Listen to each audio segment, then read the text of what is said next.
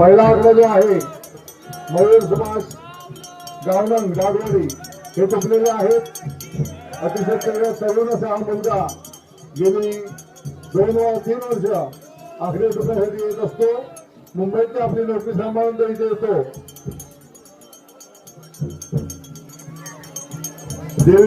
देवीवर त्याचा विश्वास आहे, आपल्या संपूर्ण ग्रामस्थांचा देवीवर विश्वास आहे। आपली ही देवी आपल्या सगळ्यांसाठी कायम आपल्या सोबत असते, तिचा आशीर्वाद कायम आपल्या सोबत असतो।